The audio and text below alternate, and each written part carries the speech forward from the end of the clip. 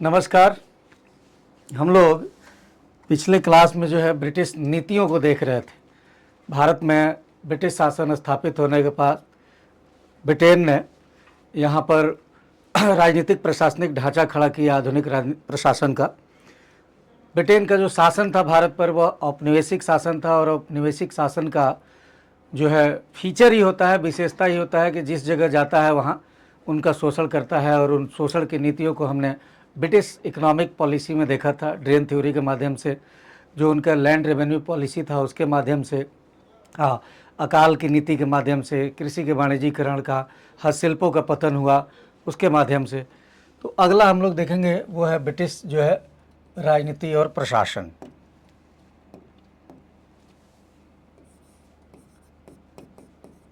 British राजनीति,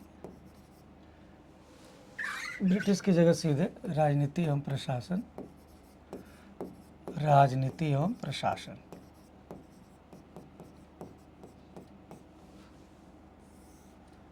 हमने बात किया कि ये इंडिया है, भारत है,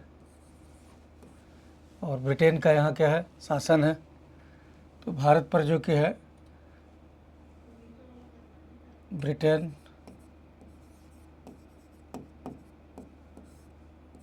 इंडिया क्या है, कॉलोनी है। ये नियंत्रण के लिए जो है ब्रिटेन द्वारा, नियंत्रण के लिए आधुनिक प्रशासन के ढांचों की स्थापना की गई।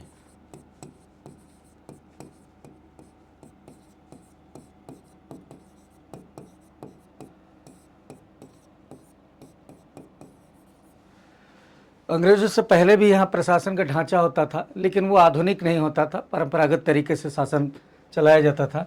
इन आधुनिक ढांचों में क्या क्या चीज़ें थी आप देखेंगे। न्यायपालिका, जुडिशरी। इससे पहले जो न्यायपालिका होती थी वो परंपरागत प्रकार की होती थी, जहाँ धर्म आधारित कानूनों द्वारा मुख्य रूप से जो कि है न्याय व्यवस्था काम करती थी। मुगल काल में आप देखेंगे, सल्तनत काल में देखेंगे, उसमें बहुत सारी कमियाँ थी, दोष थे, क्योंकि धार्मिक कानूनों में बहुत सारी सीमाएं रहती हैं। लेकिन अंग्रेज़ों ने आधुनिक कानून और रूल ऑफ लॉ, प्राकृतिक विधि को सहारा लिया। और जिस प्रकार आज आप कोर्ट देखते हैं कि निचले स्तर पर जो कि है सबऑर्डिनेट कोर्ट होते हैं, डिस्ट्रिक्ट कोर्ट होता है, फिर हाई कोर्ट होता है, फिर सुप्रीम कोर्ट होता है।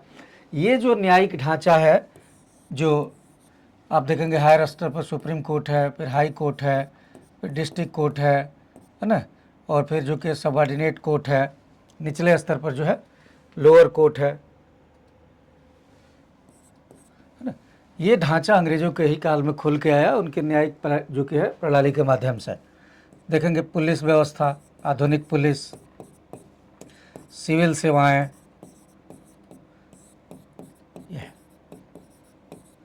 यही वो ढांचा था जिसके आधार पर इंडिया पर ब्रिटेन कंट्रोल करता था, यहाँ का शासन चलाता था, यहाँ के संसाधनों को ब्रिटेन की ओर मूव करता था। और लंबे समय तक इस प्रशासनिक ढांचों के माध्यम से उसने जो कि है भारत पर राज किया, भारत से का शोषण किया। ये वो ढांचे हैं जो शक्ति के केंद्र होते हैं, है ना। इसके साथ साथ जो कि है देखेंगे, साथ में आर्मी भी थी, सेना भी थी।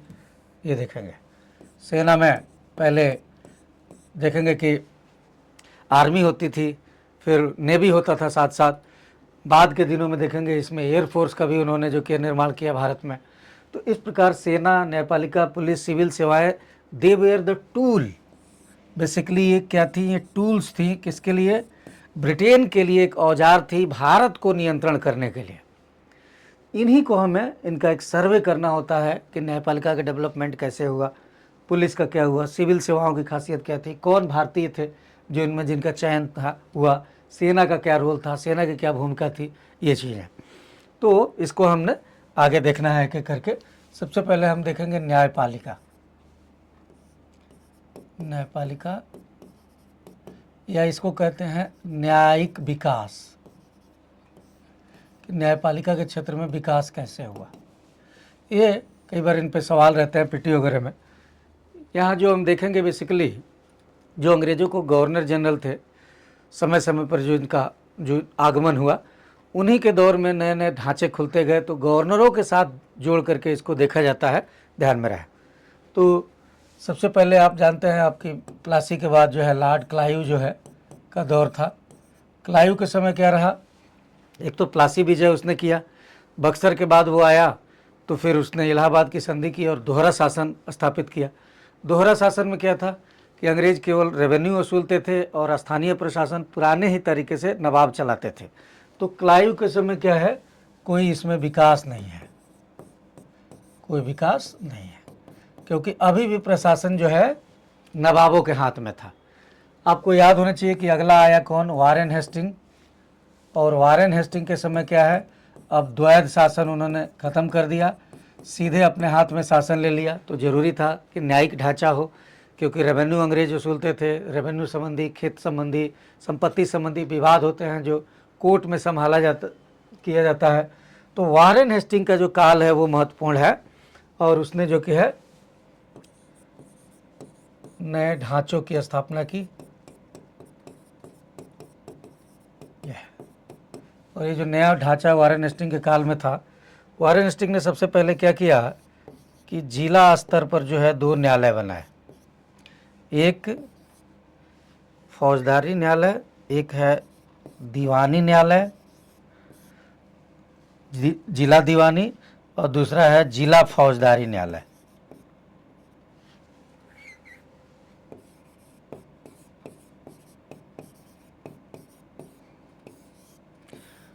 एक दीवानी और एक फौजदारी। इसके ऊपर जो है कलकत्ता के स्तर पर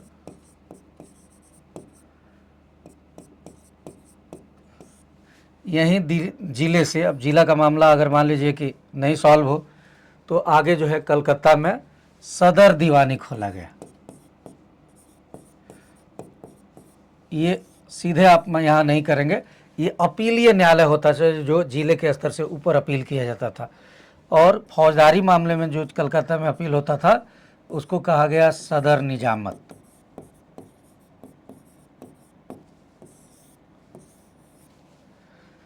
तो ये क्या है, नया ढांचा है, ये देखेंगे।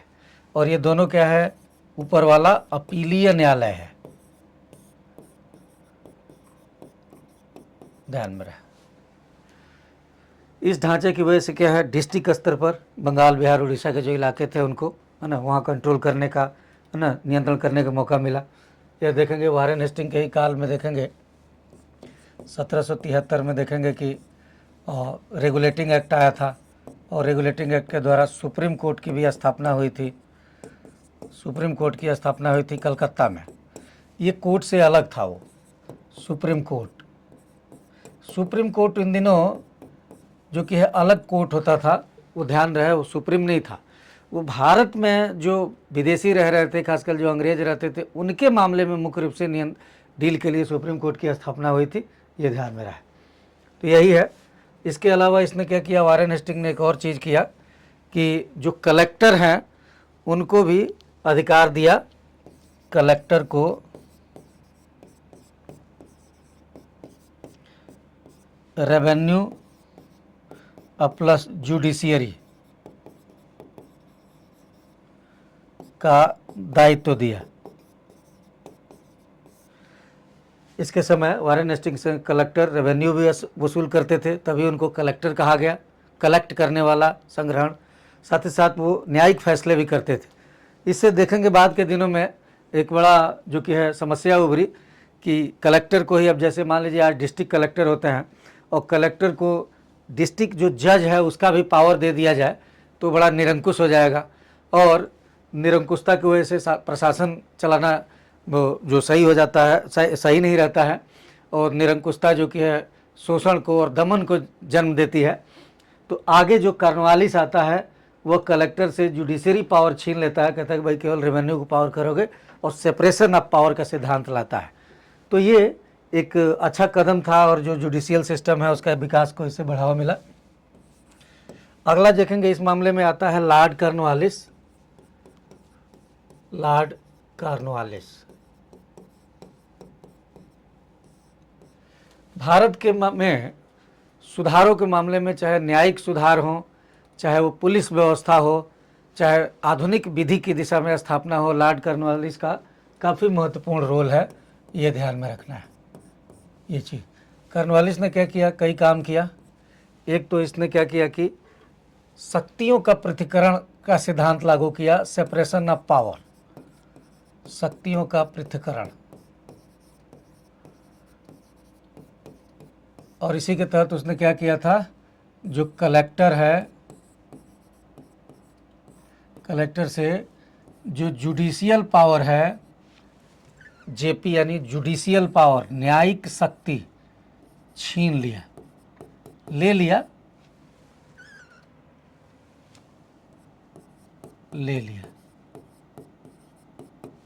तो ये अच्छा माना जाता है, शक्तियों का पृथक्करण जो है। दूसरा चीज़ इसने क्या है, कॉर्नवालिस कोड की स्थापना की, कॉर्नवालिस संहिता, और इसी संहिता में जो है ये चीज़ें मेंशन थी, ध्यान में रहे। कानूनों का साथ साथ संहिताबद्धीकरण कराया, जो बिखरे कानून थे उनको एक जगह कराया, कोडिफिकेशन, तो कानूनों का संहिताबद्धीकरण, ध्यान में रहे। तो ये इसके साथ साथ, और न्यायालयों का पुनर्गठन किया,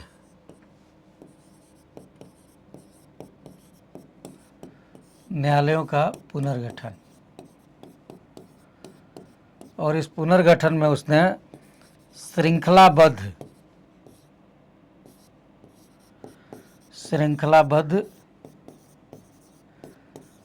कई न्यायालय स्थापित किए,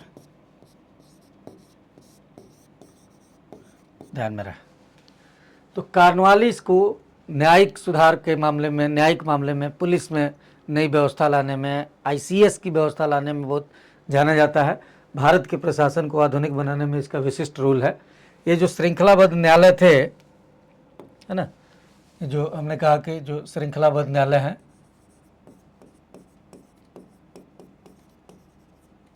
उनको दो स्वरूप था, एक तो दीवानी मामले में और दूसरा है फौजदारी न्यायालय में। वारेन हेस्टिंग ने जिले स्तर पर क्या किया था, जिला फौजदारी न्यायालय स्थापित किया था। इसने जिला फौजदारी को समाप्त करके उसकी जगह भ्रमणशील न्यायालय लाया, क्योंकि एक जगह होने की वजह से बहुत सारे जगह के मामले छूट जाते थे। तो इसने जो कि है जिला फौजदारी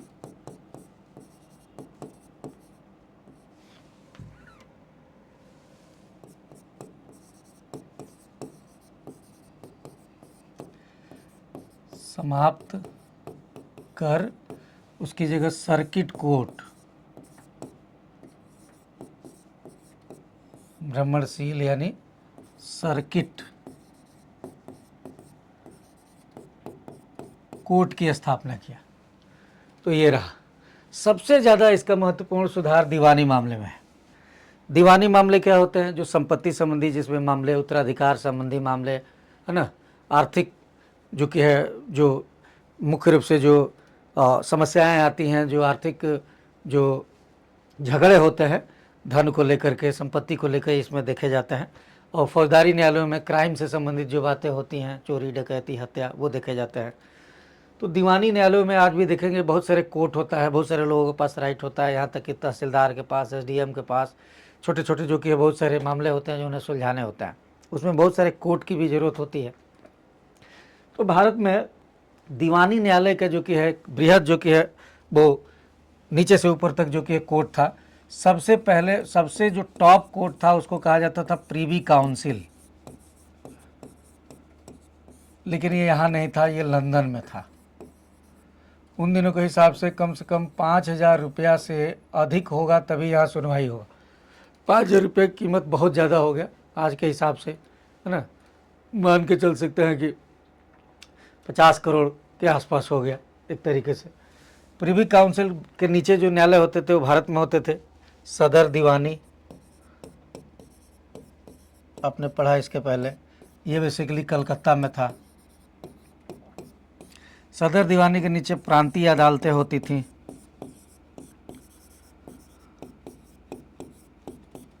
प्रांतीय अदालतें 4 संख्या मिलती है, पटना, ढाका, मुर्शिदाबाद और कलकत्ता। पटना, ढाका, मुर्शिदाबाद, कलकत्ता। पटना, ढाका, मुर्शिदाबाद, कलकत्ता, ये देखेंगे। प्रांतीय अदालतों के नीचे जिला अदालतें होती थी।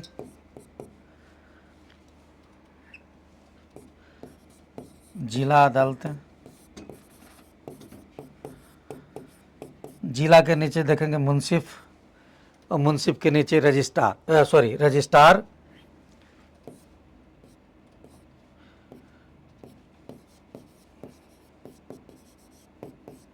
और सबसे नीचे मुंसिफ। मुंसिफ स्तर के व्यक्ति को भी छोटे मोटे मामलों में न्याय कर जो कि है मामले सुलझाने का अधिकार होता था। तो ये जो ढांचा खुल के आया उसमें, है ना। अब देखेंगे आज भी दीवानी मामलों में संपत्ति के आधार पर एक क्राइटेरिया रहता है, कम पैसे का, कम रुपए का झगड़ा का होगा, एक आध, है ना, दो तीन एकड़ से नीचे का मामला रहेगा जो कि है तहसीलदार निपटा देगा। बड़े मामले होंगे एसडीएम के पास जाएंगे, है ना। जो नीचे और जो कोर्ट होते हैं जिला स्तर पे, वहाँ निचले स्तर पर सुलझाए जाएंगे, फिर ऊपर जाएगा, ये चीज़ है। तो ये चीज़ जो है, जो उसके समय जो ये रहा, ये जुडिशरी के मामले में बहुत जो कि है रामबाण माना जाता है, ये ध्यान में रहे। अगला जो मेन है वो है विलियम बेंटिक का काल। विलियम बेंटिक को सुधारों के लिए जाना जाता है, और सुधारों के लिए प्रसिद्ध, बहुत सारे इसने सुधार किए थे। यही विलियम बेंटिक है जिसके समय सती प्रथा का जो कि है खिलाफ कानून लाया गया था। तो विलियम बेंटिक के समय देखेंगे सुधारात्मक व्यवस्था लागू किया इसने, सुधारात्मक न्याय व्यवस्था को लागू किया। इसका मतलब क्या है, आप देखेंगे कि न्याय में भी जो दंड है, दंड के सिद्धांत होता है। मध्यकाल में दंड होता था टिट फॉर टैट, किसी ने चोरी की हाथ काट लो, है ना, दुष्टता की वैसे ही करो। तो इसने क्या किया कि जो अंग भंग की जो सजा है उस पर रोक लगा दी कि भाई किसी ने चोरी किया तो इसका मतलब नहीं हाथ काट लो, है ना, अपराध में जो अंग शामिल हो उसको उड़ा दो, तो ये सही नहीं है। तो इसने ये किया। दूसरा क्या है कि जो पहले जो भ्रमणशील न्यायालय था, सर्किट कोर्ट, उसको समाप्त कर दिया क्योंकि उससे समस्याएं होती थी। सर्किट कोर्ट को समाप्त कर दिया, फिर से जो कि पुराना व्यवस्था ही लागू रहने दिया, और अस्थाई न्यायालयों की स्थापना की, अस्थाई कोर्ट। विलियम बेंटिक के साथ और चीज जाना जाता है कि इसके समय पहली बार विधि आयोग का गठन किया। पहली बार विधि आयोग, लॉ कमीशन आयोग का गठन किया गया, और जो लॉ कमीशन का गठन किया गया ये लॉर्ड मैकाले की अध्यक्षता में। लॉर्ड मैकाले बहुत चर्चित है, जिसने भारत में अंग्रेजियत को थोपने की कोशिश की। लॉर्ड मैकाले की अध्यक्षता, ये ध्यान रहे। तो ये विलियम बेंटिक के समय हुए सुधार हैं मुख्य रूप से, ये ध्यान में रहे। अगला देखेंगे तो वो लॉर्ड कैनिंग का काल। कैनिंग के काल में देखेंगे कि जुडिशियल सिस्टम को जो है काफ़ी मजबूत बनाया गया। 1857 के विद्रोह के बाद अंग्रेजों को भारत में प्रशासन को मजबूत बनाने की जरूरत थी। कैनिंग, हमने कहा कि न्याय प्रशासन को, न्याय व्यवस्था को मजबूत बनाया गया। दो चीज़ों के माध्यम से, एक तो 1860 में आईपीसी लागू हुआ, और इंडियन हाई कोर्ट एक्ट 1861 में। 1860 आईपीसी लागू कैनिंग के काल में ही, और 1861 में Indian high court act, high court act आया, ये देखेंगे। लास्ट में भारत में अभी तक सर्वोच्च न्यायपालिका नहीं होती थी, प्रिवी काउंसिल, याद करिए न्याय कहाँ होता था, लंदन में। तो राष्ट्रीय आंदोलन का जैसे जैसे डेवलपमेंट हुआ, हमारे बुद्धिजीवियों ने मांग की कि भाई भारत में क्या होना चाहिए, न्यायालय होना चाहिए। तो देखेंगे आगे वेलिंगटन के समय फेडरल कोर्ट ऑफ इंडिया की स्थापना हुई। जैसे आज सुप्रीम कोर्ट का जो रोल होता है, सुप्रीम कोर्ट दरअसल ही केवल एक ह्यूमन राइट का जो एवोल्यूशन है जो आपको मिला हुआ है आर्टिकल 32 के माध्यम से, उसको डायरेक्टली देखने के अलावा और सीधे मामले नहीं देखता है। आप हमेशा नीचे से, जिला स्तर से, फिर हाई कोर्ट से, तब सुप्रीम कोर्ट में पहुंचता है। सुप्रीम कोर्ट का मुख्य काम होता है ना कि राज्य बनाम राज्यों के मामले देखना, केंद्र बनाम राज्यों के मामले देखना। भारत का जो संविधान है उस पर संकट आ गया तो सुओ मोटो ले सकता है ना, ये सारी चीज़ें जो है मेन है। तो उसी प्रकार तो अगला है विलिंगटन, और विलिंगटन के समय फेडरल कोर्ट ऑफ इंडिया की स्थापना हुई, फेडरल कोर्ट की स्थापना। उन दिनों फेडरल कोर्ट का मामला क्या होता था, जो ब्रिटिश इंडिया है के जो राज्य हैं उनके मामले देता था। साथ ही साथ फेडरल कोर्ट में आप देखेंगे कई बार जो वो रजवाड़े थे उनके भी मामले में देखा जाता था, ये ध्यान में रहे। तो सुप्रीम कोर्ट यही है। 1947 के बाद यही हाई कोर्ट बन गया, यही सुप्रीम कोर्ट बन गया। तो जो हमारा सुप्रीम कोर्ट है 1947 से पहले जो फेडरल कोर्ट था उसी को इसी में ट्रांसफार्म कर दिया गया, बदल दिया गया। एक बना बना न्यायिक ढांचा था तो उसे मदद मिली, ये देखेंगे। तो ये है एक जुडिशियल सिस्टम कैसे डेवलप हुआ भारत में। यही एक तरीके से अंग्रेज़ों के लिए एक कानून, जो कि क्या था, उनके हाथ में एक औजार था भारत पर नियंत्रण का, लेकिन इसके अच्छे प्रभाव भी पड़े। इनकी खासियत क्या है कि इनमें क्या है कि साक्ष्य आधारित फैसले होते हैं, धार्मिक कानूनों के आधार पर नहीं होता है। और साथ ही साथ क्या है कि बहस किया जाता है वकीलों का खुले में, जो कि है मुकदमेबाजी होती है। यह इस प्रणाली में भी कई सारी गंभीर कमियां हैं, दोष हैं, लेकिन जो अब तक जो कि है प्राचीन और मध्यकालीन जो व्यवस्था थी उससे ज़्यादा बेटर है, इसलिए इसको ज़्यादा प्रगतिशील माना गया है। यद्यपि ये अंग्रेज़ों के हाथ में भारतीयों के लिए शोषण का औजार था, ये चीज़ है। अगला देखेंगे, जो अगला है वो है भारतीय सेना। तो जो सेना है, सेना का जो जनक है वो स्ट्रिंजर लॉरेंस को माना जाता है। अंग्रेज़ों में एक स्ट्रिंजर लॉरेंस था जिसने आधुनिक ढंग से ना सेना को जो कि गठन करने के लिए किया। सेना में हमने कहा कि एक तो आर्मी होता था, दूसरा क्या होता था, नेवी होता था, और बाद में जो है हमने कहा कि एयर फोर्स भी बनाया गया अंग्रेज़ों द्वारा। इसमें जो नेवी है इसमें अधिकांशतः अंग्रेज होते थे, बहुत कम इसमें भारतीय सिपाही होते थे, क्योंकि नेवी को वहाँ जो जिस स्तर की दक्षता थी, जिस तरह की ट्रेनिंग थी, वो यूरोप में ही होता था, यहाँ उस तरह नहीं रहता था। हाँ, केवल नौसैनिकों की सहायता देने के लिए माल ढोने वाले सहायक जो लोग हैं वो भारतीय हो सकते थे। जो आर्मी है इसका जो ढांचा था वह त्रिस्तरीय था। जो है आर्मी का ढांचा हमने कहा कि त्रिस्तरीय था, ये देखेंगे। सबसे लोग के टॉप ऑफिशियल, टॉप जो है ऑफिसर अधिकारी है ना, सीधे ब्रिटेन से आते थे।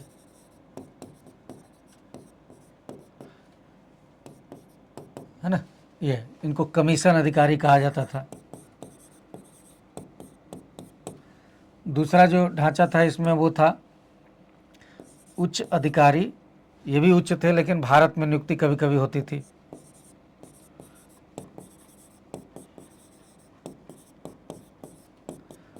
भारत में नियुक्ति।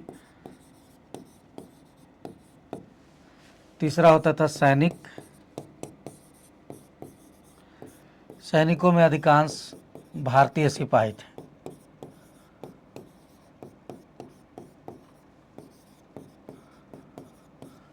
जो भारतीय सिपाही हैं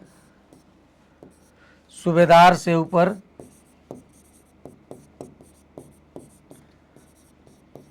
भारतीयों की नियुक्ति नहीं होती थी, भारतीयों की नियुक्ति नहीं, ध्यान में रहे। और जो भारतीय सिपाही होते थे उनसे देखेंगे सेना में भेदभाव होता था। भेदभाव क्या क्या था? खान पान संबंधी भेदभाव। अंग्रेज सिपाही को बढ़िया खाना मिलेगा, भारतीयों को खराब मिलेगा, उतना अच्छा नहीं मिलेगा, है ना। वेतन भी कम था, पदोन्नति के अवसर नहीं, हमने कहा कि सूबेदार से ऊपर नहीं। इसके अलावा और देखेंगे तो आप कई बार नस्लीय टिप्पणी भी करते थे इंडियन को, ये देखेंगे। लेकिन फिर भी जो देसी सैनिक थे, जो देसी राज्यों की सेना थी, उसकी अपेक्षा अंग्रेजों का वेतन भत्ता वगैरह ठीक ठाक होता था। इसीलिए बहुत सारे भारतीय सिपाही अंग्रेजों की सेना में काम करते थे। क्योंकि उन दिनों उस प्रकार से राष्ट्रवाद की भावना, राष्ट्रवाद की चेतना नहीं थी कि हाँ भाई ये विदेशी है, जुल्म कर रहा है, तो इसके साथ हमें नहीं सहयोग करना है।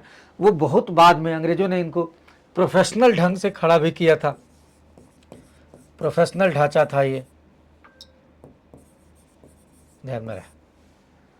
क्योंकि जो वेतन दे रहा है, जो आपको नौकरी दे रहा है, उसके लिए आपको काम करना है पूरी वफादारी से। ये नहीं उसमें होना चाहिए, है ना, जो आपको आदेश है उसका पालन करना है।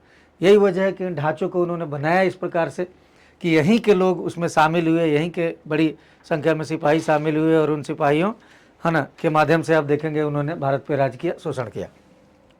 अगला देखेंगे, सेना तो बेसिकली मुख्य रूप से काम करती है युद्ध लड़ने में, सीमाओं की सुरक्षा में।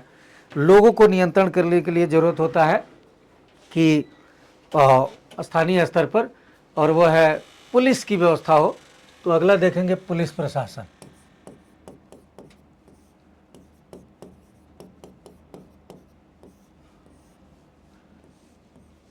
मुगल काल में आप देखेंगे जो पुलिस व्यवस्था थी, उसमें देखेंगे मुगलों में जो पुलिस व्यवस्था थी वो थी क्या थी? परंपरागत थी।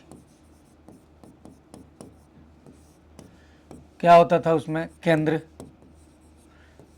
राजधानी में जो है मुगलों में वकील होते थे जो पुलिस का काम देखते थे। कोई अगर प्रशासन का अपराध संबंधी बड़े मामले हैं तो वकील नामक बड़े जो अधिकारी होते थे केंद्र में, है ना, वो देखते थे। देखेंगे प्रांतों के स्तर पर यह जिम्मेदारी सूबेदार की होती थी, लॉ एंड ऑर्डर मेंटेन करने का। जिला स्तर पर देखेंगे फौजदार होते थे, जिला स्तर पर फौजदार होते थे, फौजदार। और देखेंगे जो ग्रामीण स्तर पर होता था कि जमींदार होते थे। जमींदारों को, है ना, जो मुगल थे उन कई सहूलियत देते थे, या जमींदारों से उम्मीद की जाती थी गांव में चोरी डकैती अपराध जैसी घटनाओं पर अंकुश लगाए, नियंत्रण रखे। अगर ऐसा चूक होती थी तो ऊपर से पूछा भी जाता था। एक ट्रेडिशनल दायित्व था। और जो काम करने का जो ढंग था, जो ज़्यादातर मामलों में कई बार जो कि भेदभाव होता था, है ना, ज़्यादातर मामलों में यह है। फिर भी कोई भी प्रशासन हो उसको अस्थायित्व की ज़रूरत होती है, इसलिए लॉ एंड ऑर्डर जो कि मेंटेन करना उसकी मजबूरी होती है, तो इसमें किया भी जाता था। लेकिन अंग्रेज़ों के समय क्या है कि आधुनिक जो है ढांचा आया। आधुनिक ढांचा कैसे आया आप देखेंगे। अब अंग्रेज़ों के समय वारेन हेस्टिंग के समय, वारेन हेस्टिंग सबसे पहले याद करिए। वारेन हेस्टिंग इसलिए कि असली इसी के समय पहली बार ज़रूरत पड़ी। वारेन हेस्टिंग के समय 1772 में द्वैध प्रशासन को समाप्त करके अंग्रेज़ों ने सीधे अपने हाथ में शासन ले लिया। तो भाई ज़रूरत है कि जिन इलाकों को सीधे आप कंट्रोल कर रहे हैं वहाँ पुलिस का ढांचा होना चाहिए। तो वारेन हेस्टिंग ने क्या किया कि जो जिला स्तर है पुलिस के काम के लिए मजिस्ट्रेट की नियुक्ति की।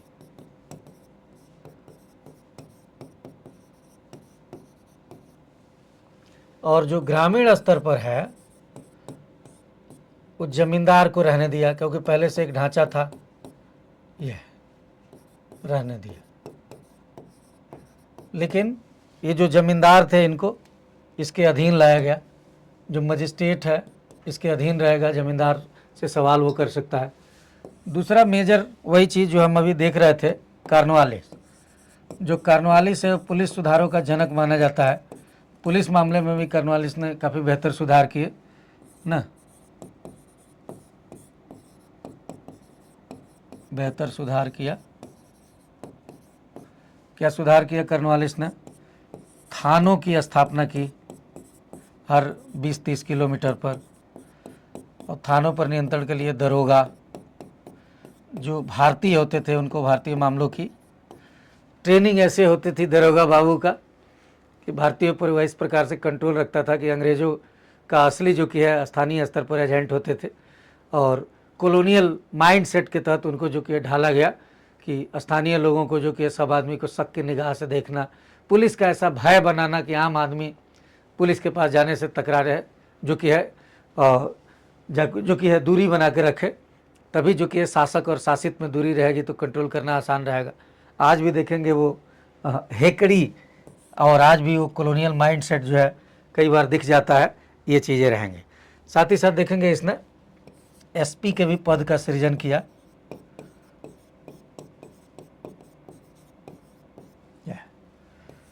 कॉर्नवालिस के बाद एक एलन बरो के काल में डीआईजी का पद जो कि है लाया गया था, एलन बरो,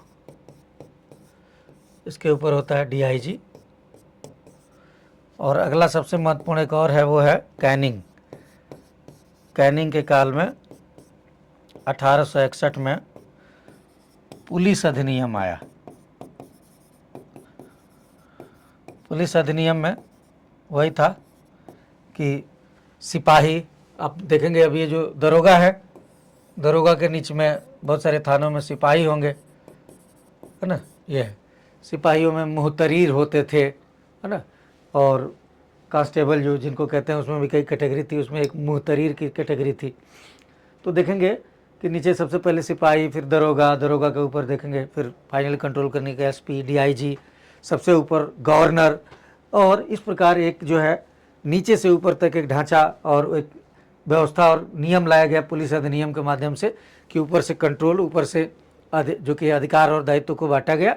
नीचे के व्यक्ति के पास ज़्यादा अधिकार नहीं रहेंगे, केवल उसको आदेश का पालन करना होगा, ये देखेंगे। यही व्यवस्था चलती रही, आज भी देखेंगे। इन्हीं व्यवस्था का जो थोड़ा सा मॉडिफिकेशन आपको अपने अपने ढंग से चीज़ें दिख जाएंगी, ध्यान में रहे। अगला है सिविल सेवाएं।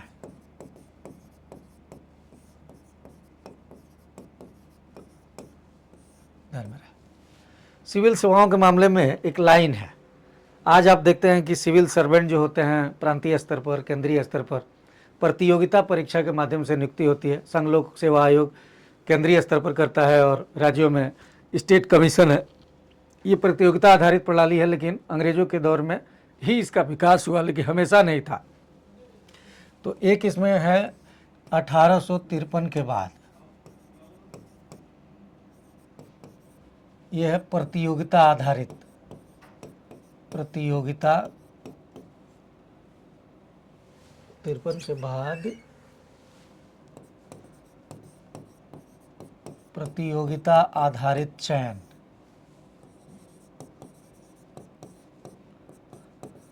आधारित चयन। और 1853 से पहले जो है प्रत्यक्ष डायरेक्ट रिक्रूटमेंट।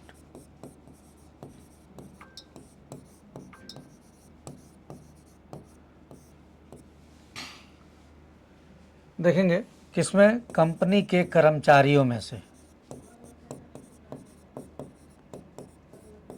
प्लस कुछ भारतीय भी होते थे, है ना। भारतीयों को रेवेन्यू मामला की जानकारी थी, क्योंकि यहाँ के राजाओं के अधीन पहले से जो लोग वसूली करते थे, अंग्रेजों ने उनको नियुक्त किया। खासकर आप लोग याद करिए कि बंगाल, बिहार, उड़ीसा में जब अंग्रेजों को दीवानी का अधिकार मिला तो मोहम्मद रजा खां को, गुलाब राय को, सिताब राय को, ये चीज़ें। लेकिन ज़्यादातर बाद के दिनों में कंपनी के कर्मचारियों को लगाया गया, भारतीयों को कम रखा गया। लेकिन फिर भी बहुत सारे ऐसे योग्य कुशल कुछ भारतीय थे कि जिनको मौका मिला, जिसमें राजा राम मोहन राय भी कंपनी की सेवा में कुछ दिन काम किए थे। आप देखेंगे सैयद अहमद खान काम किए थे। तो ऐसे लोगों के बारे में मिलती है जानकारियाँ। तो अब ये अलग इसमें विशेषता है, इसमें अलग विशेषता है। इसमें क्या है कि कंपनी के कर्मचारियों में से ही नियुक्ति। अब कंपनी का जो कर्मचारी होते थे उनमें कई प्रकार के जो कि कर्मचारियों का ढांचा होता था काम करने के लिए, है ना। इसमें देखेंगे आप लोग गवर्नर होता था, जो ये आपका ये क्या कहते हैं, सब कर्मचारियों में जो था वो सबसे पहले स्तर पर अप्रेंटिस होते थे। अप्रेंटिस के बाद क्या होता था, राइटर होते थे, फिर फैक्टर होते थे, फिर जो कि जूनियर मर्चेंट होते थे जेएम, फिर सीनियर मर्चेंट होते थे। जो उनके जो काम करने वाले जो अधिकारी होते थे उसमें apprentice, writer, factor, junior merchant, senior merchant, ये ढांचा था, इन्हीं से वो प्रशासन वगैरह चलाते थे। इस मामले में एक महत्वपूर्ण जो कि है सुधार लाया कॉर्नवालिस। यहाँ भी कॉर्नवालिस महत्वपूर्ण है, कॉर्नवालिस द्वारा है ना सुधार। उसमें एक जो कि है विभाजन किया गया, सुधार या जो कि हमने कहा कि विभाजन, उसने एक विभाजन किया, दो रूपों में है। एक को कहा गया कन्वेंटेड सेवाएं, कन्वेंटेड सेवाएं, सिविल सेवा में एक कन्वेंटेड नाम दिया गया, और एक अनकन्वेंटेड सेवाएं।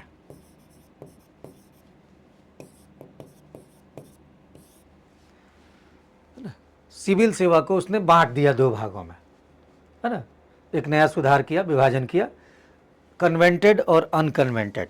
जो कन्वेंटेड हैं ये समझ लीजिए कि आईसीएस सेवा थी, अनकन्वेंटेड समझ लीजिए पीसीएस सेवा थी। तो कन्वेंटेड वाला ज़्यादा जो है बड़ा सेवा था, बाद में इसी को आईसीएस और पीसीएस के रूप में जाना गया। और इसमें क्या है, अधिकांश अंग्रेज रखे गए, क्योंकि बड़े पद हमेशा उनको मिलते थे। और इसमें जो है थे तो अधिकांश अंग्रेज भी, लेकिन भारतीयों को यहाँ जगह मिली, ये चीज़ है।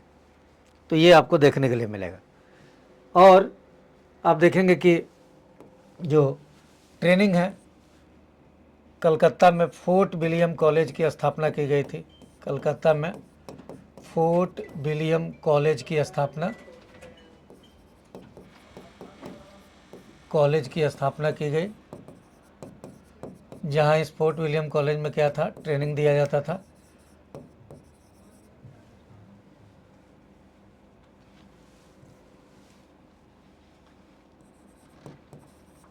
ध्यान में ये चीज़ है। तो ये इनका जो इधर जो है लंदन में भी देखेंगे, हेलेबरी कॉलेज, लंदन में भी कॉलेज था एक चर्चित, है ना। एक तो मैमफोर्ड भी मिलता है, और उसके बाद जो चर्चित है वो है हेलेबरी कॉलेज। पहले मैमफोर्ड में, फिर हेलेबरी में से प्रशिक्षण दिया जाता था। ये ध्यान में रखना है, ट्रेनिंग जो उच्च अधिकारी हैं उनका। जो ये 1853 का प्रतियोगिता आधारित जो चयन प्रणाली है, इसमें भी देखेंगे जो मैकाले के अध्यक्ष बनाया गया था, मैकाले की अध्यक्षता, ये देखेंगे। प्रतियोगिता का जब परीक्षा आया तो जो उसमें जो विषय वगैरह थे वो लैटिन, ग्रीक जैसे विषय होते थे, ऐसे विषय थे जो भारतीय के लिए बहुत अनुकूल नहीं थे, ये ध्यान में रखना है। और 1861 में कैनिंग के काल में आईसीएस एक्ट आया। आईसीएस एक्ट वो एक्ट था कि इस कानून के माध्यम से जो सिविल सर्वेंट है, जो वो शासित होते थे, उनकी ट्रेनिंग, उनका एक जो कि रिक्रूटमेंट का तरीका, उनके अधिकार, ये सब को विभाजित करता था, ये ध्यान में रहा। प्रतियोगिता आधारित जो चयन प्रणाली है, उसके बाद क्या रहा कि जब आया तो लोग परीक्षाओं में बैठने लगे, लेकिन भारतीयों के लिए हमने कहा कि उतना अनुकूल नहीं था। फिर भी बहुत सारे भारतीय हैं जो समय से के साथ इसमें चयन हुआ। 1863 में पहली बार सत्येंद्र नाथ टैगोर का चयन हुआ। पहले भारतीय थे सत्येंद्र नाथ टैगोर, जो आईसीएस बने थे, और उस कठिन परीक्षा को उन्होंने पास किया था। आगे देखेंगे कि इसमें 3 भारतीयों का चयन हुआ। आगे 3 प्रसिद्ध भारतीयों का चयन हुआ आईसीएस में कंपटीशन के माध्यम से, और ये नाम मिलते हैं आरसी दत्ता, ये ड्रेन थ्योरी वाले हैं। इन्होंने अंग्रेजी शासन में कैसे भारत से जो धन का बहाव हो रहा है, इस बात को उन्होंने किया था। दूसरा देखेंगे एसएन बनर्जी, सुरेंद्र नाथ बनर्जी को बाद में जो कि है सेवा से निकाल दिया गया, है ना, ये जो कि बर्खास्त कर दिया गया। क्यों बर्खास्त कर दिया गया कि राष्ट्रवादी तरीके से करने लगे थे। अंग्रेज चाहते थे जो अंग्रेजों का प्रणाली है, अंग्रेजों का हित में काम करे, भारतीयों के हित में करने लगे, तो इनको ट्रेनिंग पे बुलाया गया, घोड़े पे चढ़ने में अनफिट करके कर दिया गया। इन्होंने इंडियन एसोसिएशन की जो कि देखेंगे सत्येंद्रनाथ टैगोर ने जो कि इंडियन एसोसिएशन की स्थापना की थी और सिविल सेवा का भारतीयकरण का बड़ा मांग उठाया था, ये ध्यान में रहे। बाद में जब बर्खास्त हो गए तो इनका, चूँकि ये जानते थे कि इसमें भारतीय ज़्यादा से ज़्यादा आएंगे तो भारतीयों का कल्याण होगा, क्योंकि सारी सत्ता अंग्रेजों के हाथ में रहेगी, भारतीय रहेगा तो कम से कम कुछ भारतीय हित को तो ध्यान में रखेगा। इसमें एक तीसरे और व्यक्ति थे, वे थे बिहारी लाल गुप्ता।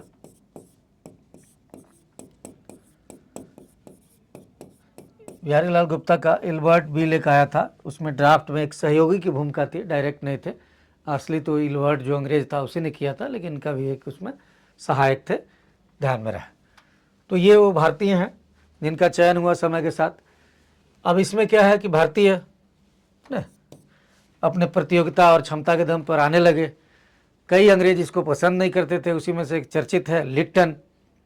तो उसके लिए चयन न हो तो उसने क्या किया कि उम्र को घटा के कम कर दिया।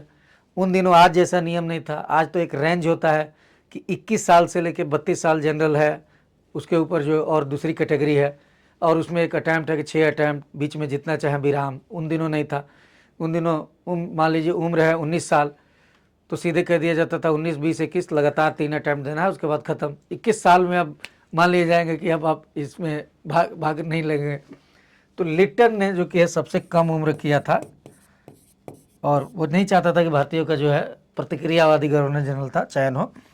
लिट्टन ने उम्र काफ़ी कम कर दिया था, और यही विवाद का भी एक विषय था। उन दिनों लिट्टन का काफ़ी विरोध हुआ इस बिंदु पर, और यह है। और ये उम्र कितना होता था, ये होता था 19 ईयर, 19 साल। सोचिए 19, 20, 21, उसके बाद कहानी ख़त्म। इधर भारतीय बहुत बार बार मांग करते रहे कि भाई भारत में, उन दिनों परीक्षा लंदन में होता था, भारत में नहीं होता था। लंदन जाके तैयारी करना, परीक्षा देना सबके बस की बात नहीं थी। योग्यता के बावजूद भी बहुत सारे प्रतिभाओं को अवसर नहीं मिलता था, तो इसलिए मांग उठाई जाती थी। तो इसके लिए बराबर राष्ट्रवादी मांगों से दबाव में आने के बाद अंग्रेजों ने 1919 में एक कानून पारित किया, एक्ट पारित किया, और उसमें कहा गया कि उसमें कमीशन का गठन किया गया यह, और कहा गया कि भारत में भी जो है इसका परीक्षा कराया जाएगा। 1919 का एक्ट, और आप देखेंगे यूपीएससी की स्थापना हुई इसके माध्यम से। यूपीएससी की स्थापना की बात की गई। बाद में 1926 में जो कि देखेंगे 1900 जो कि यूपीएससी की स्थापना हुई थी, ध्यान में रहे। इस एक्ट के आधार पर यूपीएससी की स्थापना 1926 में हुई थी, ये ध्यान में रहे। लेकिन वो बात 1919 के एक्ट में पहली बार की गई थी। बाद में ये रहा कि भाई भारत में भी वो क्या रहे, ये परीक्षा होना चाहिए। तो राष्ट्रवादी दबाव में 1900 देखेंगे पहली बार इलाहाबाद में और फिर उधर लंदन में परीक्षा हुआ था। 1923 में पहली बार लंदन के साथ साथ इलाहाबाद में, यानी भारत में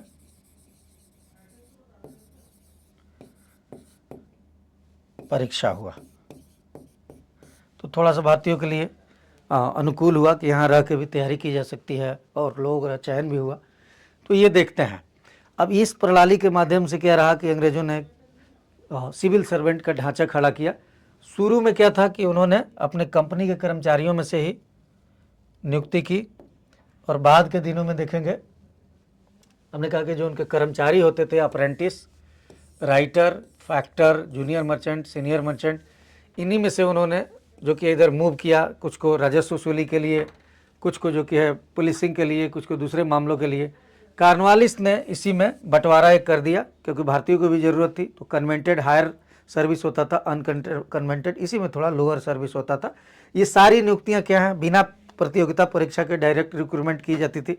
तो इसमें देखेंगे बड़ा करप्शन भी होता था, भ्रष्टाचार, पैसा लेके नौकरी देना, परिचितों को देना, नेपोटिज्म, ये सब चीज़ें रहती थी। तो एक विषय भी रहता था, कई बार इस पर सवाल रहते थे, ये ध्यान में रहा। प्रतियोगिता परीक्षा आता है तो फिर वहाँ खुला चयन रहता है, तो खुला जो कि है उस पर वो रहता है, ये चीज़ है। तो आप देखेंगे यही जो है अंग्रेज़ों के दौर में है, जो हम पढ़ रहे हैं कि भाई अंग्रेज़ों के दौर में ये रहा। इसके अलावा देखेंगे कि समय पर बहुत सारे 1773 से लेके आगे 1773, 84 रेगुलेटिंग एक्ट ये सब रहे हैं, उसको पॉलिटी में भी देख लेना है, ध्यान में रहे। इसके अलावा समय समय पर कानून पारित होते रहे, उस कानून के माध्यम से व्यवस्था चलती थी। तो आप देखेंगे कि ये अंग्रेज़ों का जो ढांचा है, इसमें हमने कहा कि आर्मी का एक ढांचा खुल के आया, हमने कहा कि एक जुडिशियल सिस्टम आया समय के साथ, पुलिस व्यवस्था आया, अधिकारियों का एक तंत्र आया, और आईसीएस के रूप में, पीसीएस के रूप में सिविल सेवा में दोनों ही नियुक्त होते थे। वो जो कन्वर्टेड अनकन्वर्टेड थे आगे वही है ना, एक आईसीएस बन गया, एक पीसीएस बन गया, ये चीज़ है। एक है अंग्रेज़ों की जो है यहाँ सीधे सामाजिक शैक्षणिक सुधार।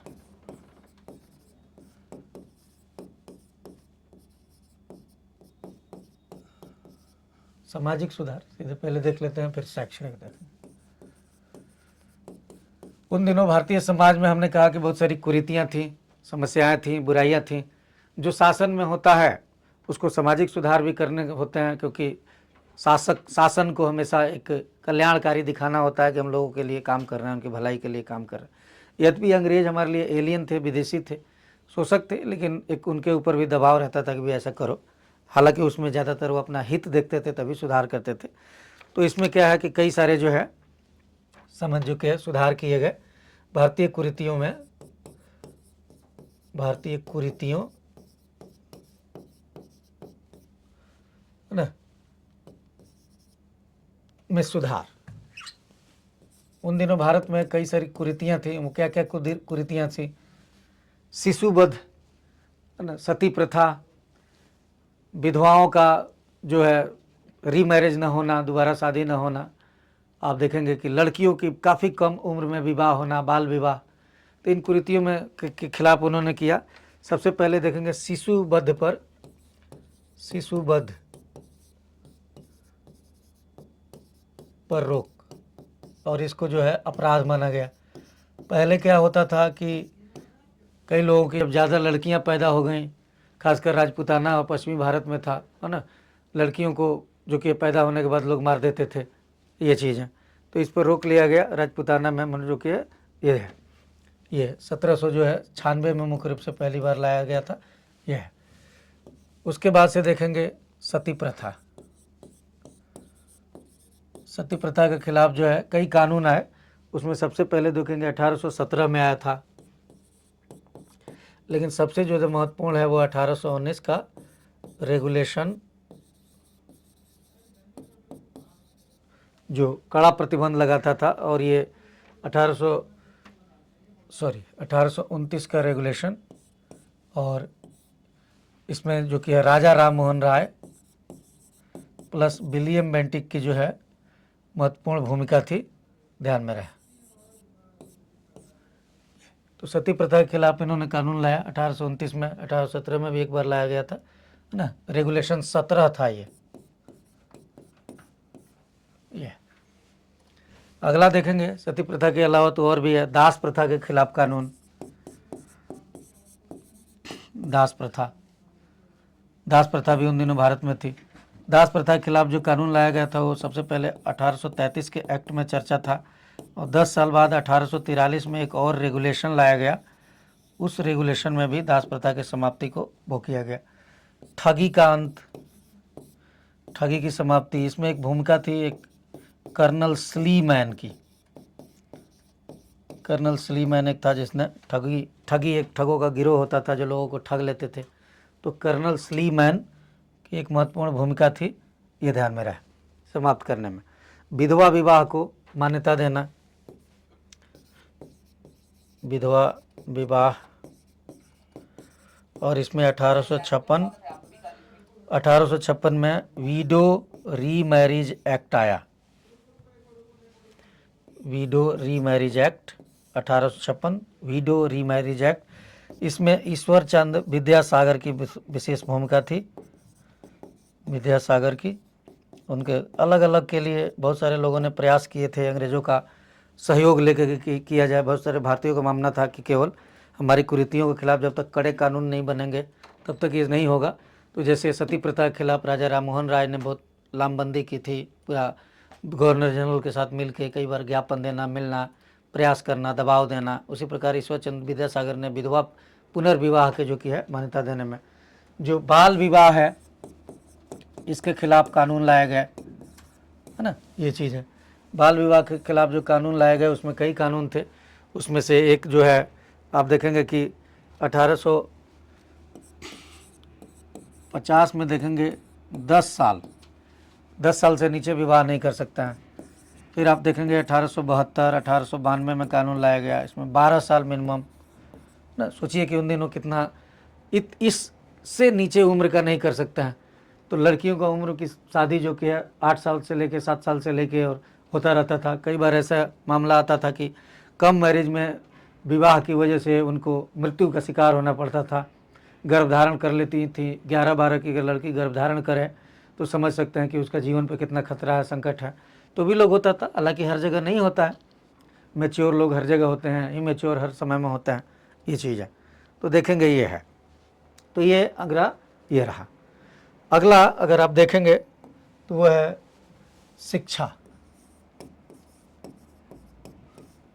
शिक्षा नीति।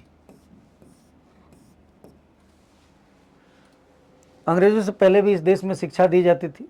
जो प्राचीन भारत है, अगर प्राचीन भारत के जिसमें कालखंड था उस दौर में देखें तो दुनिया के जितने भी देश थे, चाहे पश्चिम हो पूरब हो, भारत के जो शिक्षा जो तकनीक के जो तरीके थे और जो शिक्षा पद्धति थी वो बहुत बेजोड़ थी दुनिया में, क्योंकि उसमें तर्क, व्याकरण, गणित है ना, तकनीकी प्रौद्योगिकी, साथ साथ धर्म, दर्शन, ये सब पढ़ाया जाता था। लेकिन मध्यकाल में भारत में सल्तनत के दौरान, मुग़लों के दौरान भी भारतीय शिक्षा में काफ़ी गिरावट आई थी। और वो ट्रेडिशनल प्रकार सा, हिंदुओं का अपना धार्मिक शिक्षा, मुसलमानों का अपना मकतब मदरसों में शिक्षा, ये अंग्रेज़ थे जिन्होंने भारत में क्या है, भारत में अंग्रेज़ों ने आधुनिक शिक्षा, भारत में अंग्रेज़ों ने आधुनिक शिक्षा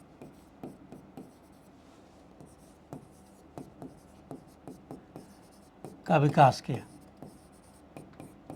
जो हम आप पढ़ते हैं primary education, middle education, higher education, इस प्रकार का संरचना सुव्यवस्थित ढंग से था। तो एंशिएंट इंडिया में भी बहुत अच्छा, लेकिन उस युग के अनुकाल था। मॉडर्न युग के अनुकूल तो वो भी नहीं था, मॉडर्निटी अपने अलग ढंग है। तो देखेंगे ये विकास हुआ और इसमें लेकिन समय के साथ जो कि है विकास हुआ, और ये समय के साथ हुआ, एक ही बार नहीं हुआ, समय के साथ। सबसे पहले अगर देखेंगे इसमें प्रयास जो होने वाले, तो सबसे पहले कलकत्ता मदरसा वारेन हेस्टिंग के काल में स्थापित किया गया था, है ना। कलकत्ता मदरसा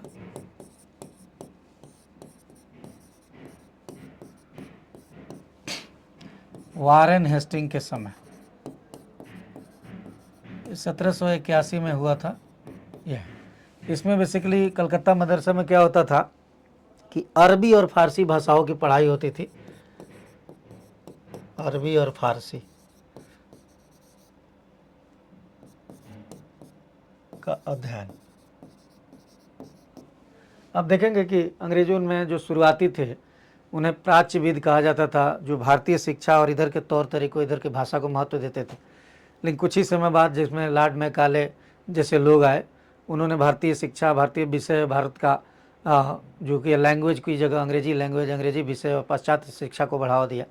तो वारेन हेस्टिंग थोड़ा सा प्राच्यविद के रूप में जाना जाता है, तो इसके समय ही रहा। इसी के समय देखेंगे 1784 में ना, 1784 में एशियाटिक सोसाइटी की स्थापना हुई। एशियाटिक सोसाइटी विलियम जोन्स द्वारा, विलियम जोन्स ने किया था। इस एशियाटिक सोसाइटी ने भारत में देखेंगे अतीत के अध्ययन, इतिहास के अध्ययन का मुख्य रूप से काम किया। कई सारे इस सोसाइटी के तहत कई सारे विद्वानों ने बहुत सारे भाषाओं का, किताबों का जो कि है क्या किया, जो अनुवाद किया। इसमें जो कि है एक विलियम जोन्स है, विलियम जोन्स ने देखेंगे कि अभिज्ञान शकुंतलम का अनुवाद किया। ये विलियम जोन्स जो हैं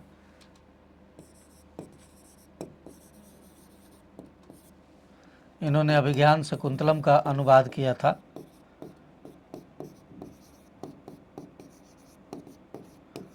फतवा अलमगिरी, मनुस्मृति, ऐसे बहुत सारे ग्रंथों का अनुवाद किया गया। उसे अतीत के कानून व्यवस्था को समझने में मदद मिली। आगे देखेंगे जोनाथन डंकन था, एक ब्रिटिश रेजिडेंट था बनारस में, उसने संस्कृत कॉलेज की स्थापना की 1791। जोनाथन डंकन, इसने बनारस में संस्कृत कॉलेज की स्थापना की। तो संस्कृत कॉलेज, संस्कृत का, अरबी का, फारसी का अध्ययन को जो कि महत्व एक दिया गया, देखेंगे आप। लेकिन इसी बीच देखेंगे कि समय के साथ जो इसमें डेवलपमेंट आया उसमें एक शिक्षा कैसा हो, भारत में शिक्षा कैसा हो, इसको लेकर के जो अंग्रेज थे, अंग्रेज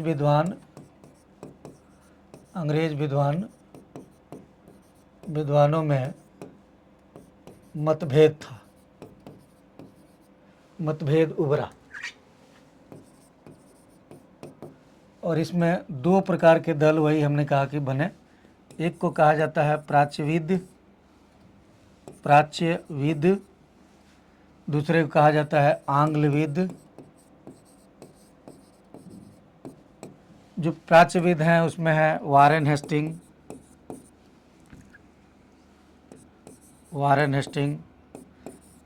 विल्किंस, है ना, ये आप देखेंगे, विल्सन, मुनरो, जेम्स प्रिंसअप,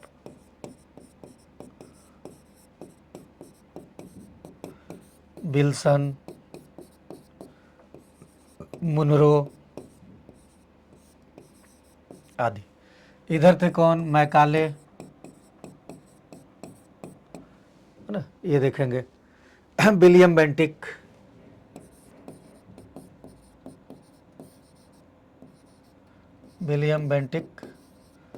यहाँ तक कि राजा राम मोहन राय भी पाश्चात्य भाषा अंग्रेजी के जो कि है समर्थक बने, ये देखेंगे।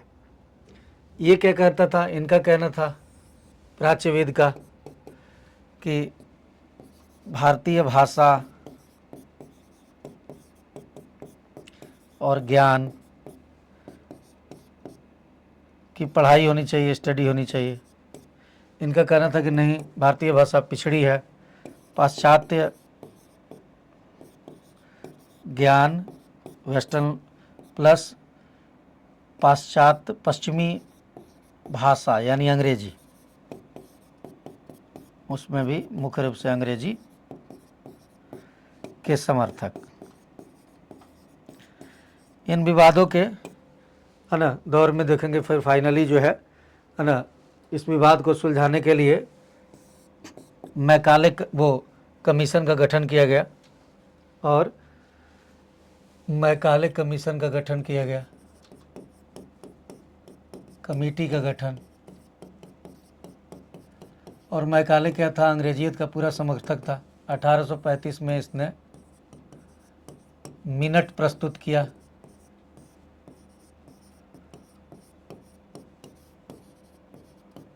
और इसमें कुछ बातें कही कि जो भारतीय ज्ञान, भारतीय प्लस अरबी ज्ञान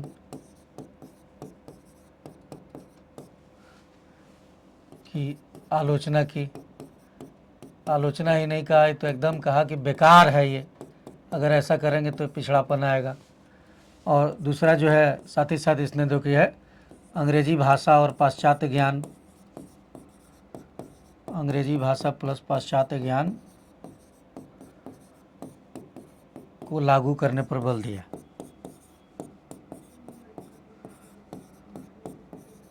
और इसने एक बात बोली जिसका कहा जाता है शिक्षा का अधोनिस्यंदन सिद्धांत, अधोनिस्यंदन सिद्धांत, डाउनवर्ड फिल्ट्रेशन थ्योरी। इसमें इसका कहना था कि शिक्षा हम सबको नहीं दे सकते हैं, हम ऊपरी स्तर पर कुछ लोगों को देंगे और यहीं से छन छन के निचले स्तर पर सबके पास पहुंचेगी। हम आम लोगों को नहीं देंगे, हम ऊपर के लोगों को शिक्षा देंगे, उनके माध्यम से अपने आप ये नीचे पहुंचेगी, है ना, ये चीज़ है। नीचे के लोगों को जो कि क्या देना बेकार है, उससे सरकार को क्या फ़ायदा होगा।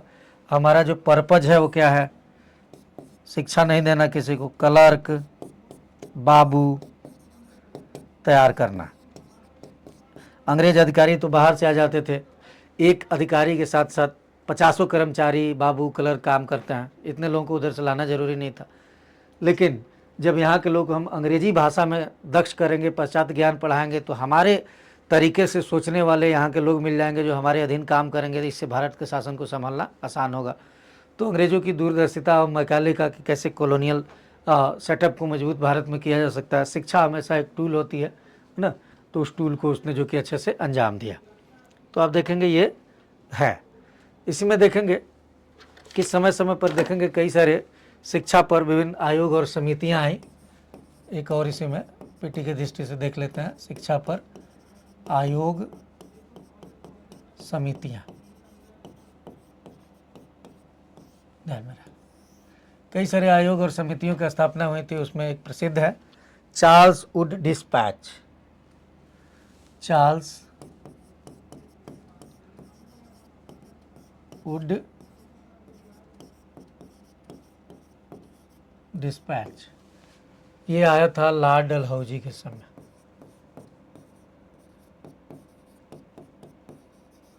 और इसे चार्ल्स वुड डिस्पैच को शिक्षा का मैग्ना कार्टा बोला जाता है। इसके शर्तों को हमेशा देख लेना है, ये चीज़ है। इसमें पहली बार भारत में थोड़ा सा भारतीयों के लिए और शिक्षा के विकास के दृष्टि से अच्छी बातें की गई थी, पॉइंट वाइज समझ लीजिए। चार्ल्स वुड डिस्पैच में कहा गया था कि जो निचला स्तर की जो शिक्षा है, प्राथमिक पाठशाला स्थापित किया जाए और वहाँ देसी भाषा में शिक्षा दिया जाए, क्योंकि बच्चे पहले देसी भाषा में ही समझते हैं। फिर उसके ऊपर कहा था वर्नाकुलर एंग्लो हाई स्कूल स्थापित किया जाए, मिडिल स्कूल का हाई स्कूल, और वहाँ हिंदी के साथ साथ अंग्रेजी में भी लोगों को दक्ष किया गया, ये किया जाए। और हायर स्तर पर लंदन और के जैसा भारत में विश्वविद्यालयों की स्थापना किया। तो टायर जो कि 3 tyre education, primary education, middle school education और हायर एजुकेशन की संकल्पना पहले देसी भाषा में पाठशालाओं में, फिर उसके बाद अंग्रेजी की ओर, और उच्च शिक्षा टोटल जो है अंग्रेजी में।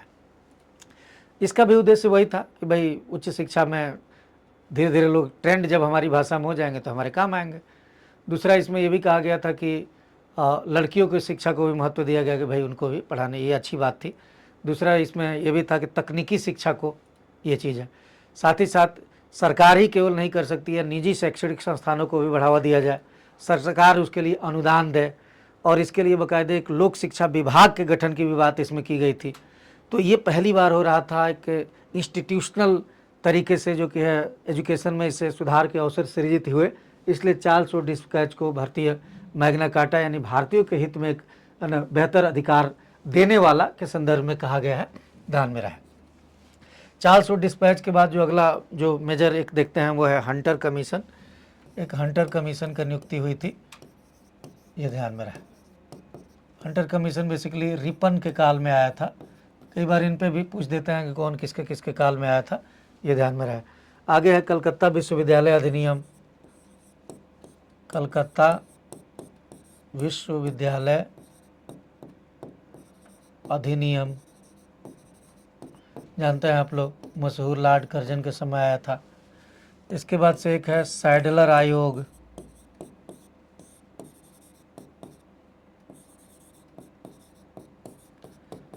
सैडलर आयोग चेम्सफोर्ड के समय में आया था।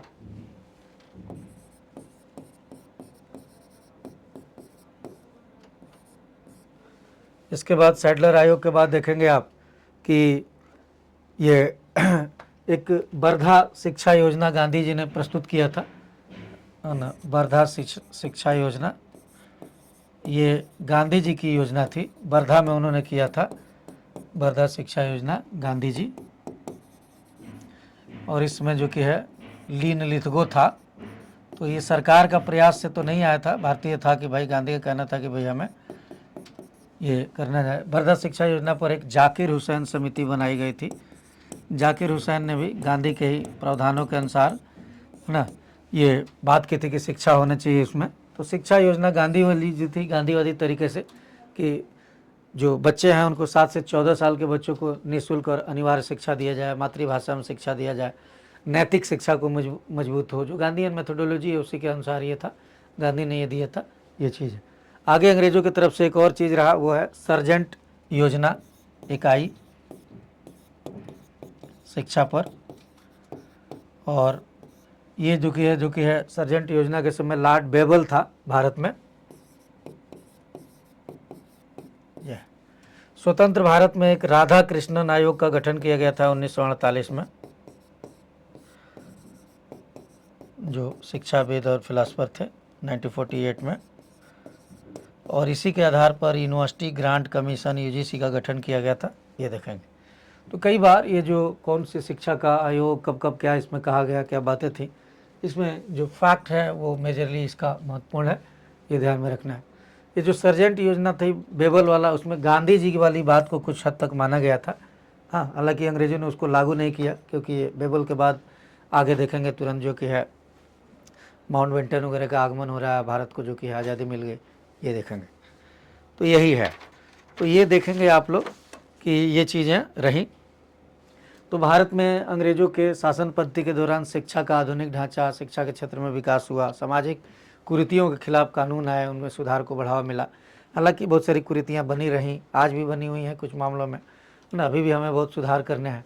इसके अलावा हमने कहा कि एक पूरा प्रशासनिक मैकेनिज्म ढांचा खुल के आया है ना। और तो एक ये चीज़ें रहा, साथ साथ उनकी जो आर्थिक नीति थी वो शोषक परक नीति थी, और उन नीतियों को हमने आगे जो कि देखा है। देखेंगे कि अगला हमारा टॉपिक होगा वो होगा ब्रिटिश राज के खिलाफ, शासन के खिलाफ विद्रोह। आप याद करिए, हमने कहा कि भाई ब्रिटिश शासन है ना 1757 में यहाँ से प्रारंभ हुआ और 1947 तक बना रहा। ये 1757, और फिर हमने कहा था कि 1856, और इनमें 100 सालों में अंग्रेज़ों ने बहुत सारे भारतीय इलाकों को जीता, 100 बरस लगे और उनसे शासन किया यहाँ, ये है।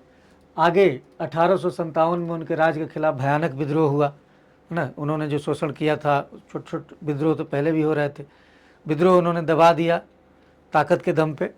आगे 1947 तक बने रहे है ना। तो ये देखेंगे कि समय समय पर ब्रिटिश शासन के खिलाफ भारत के लोगों का विद्रोह होता रहा। तो ब्रिटिश शासन के खिलाफ ना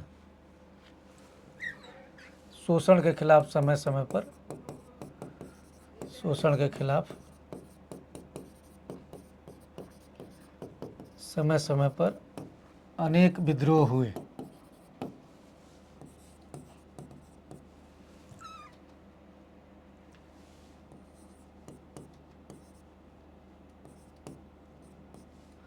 और ये जो अनेक विद्रोह हुए उसमें कई विद्रोह हैं। 1857 का विद्रोह,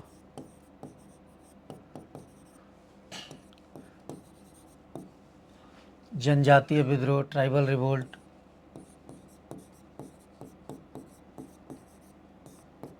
किसान विद्रोह, नागरिक विद्रोह। जैसे जैसे ब्रिटिश शासन प्लासी के बाद नए नए क्षेत्रों में प्रसार करता गया, बंगाल, बिहार, उड़ीसा, दक्षिण भारत, पश्चिमी भारत, उत्तर भारत, भिन्न भिन्न इलाकों में किसानों का, आम नागरिकों का, यहाँ तक कि राजा महाराजा का, क्योंकि राजा महाराजा का राज छीन लिया है ना, कईयों को मार डाला, उनके पद दलित कर दिए, तो शोषण हुआ न। अंग्रेज़ों ने मैदानी क्षेत्रों के शोषण करने के बाद जंगल में अंग्रेज घुसे, वहाँ भी संसाधन था तो वहाँ जनजातियों का शोषण हुआ। तो इस पूरी प्रक्रिया में उनके खिलाफ भिन्न भिन्न समय में कई सारे विद्रोह हुए।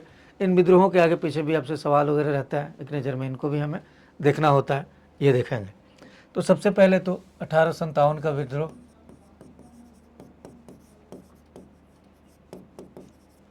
जो 1857 का विद्रोह था, इसमें प्रारंभ कौन किया?